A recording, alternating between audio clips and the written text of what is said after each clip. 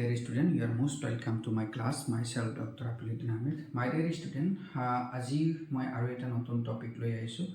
আশা কৰো আজিৰ টপিকটো তোমালোকৰ ভাল লাগিব।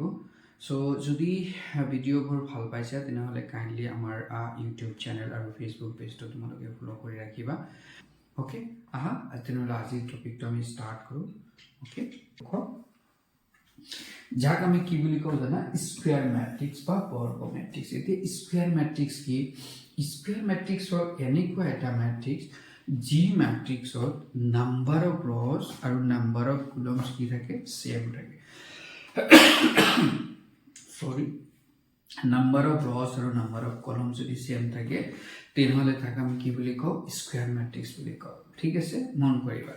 For example, if we consider this matrix, suppose x, y, z, alpha, beta, gamma, p, q, r. This is a matrix whose number of rows and number of columns are equal. Tinta row ase, tinta column ase.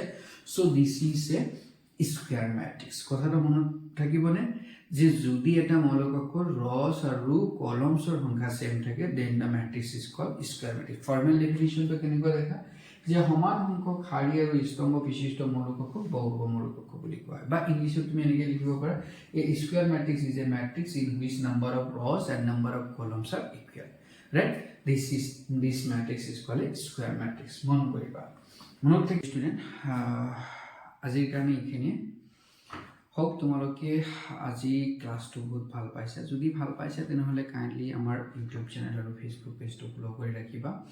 আৰু যদি তোমালোকৰ কোনোবাই যদি আমাৰ regular live ক্লাसेছ বিলাক join কৰিব খোজা তেনেহলে আমাৰ ভিডিও ডেসক্ৰিপচনত আছে বা আমাৰ টেলিগ্ৰাম চেনেলৰ লিংক দিয়া আছে। আমাৰ টেলিগ্ৰাম চেনেলত জয়েন কৰিবা। জয়েন কৰি কিনি আমাক হাই বুলি তাতে মেছেজ কৰিবা বা তোমালোকৰ ইন্টাৰেষ্ট দেখালে আমি তোমালোকক আমাৰ লাইভ ক্লাছত কেনেকৈ জয়েন কৰিব লাগে তাৰ ডিটেইলছ আমি তোমালোকক শ্বেয়াৰ কৰিম। ঠিক আছে।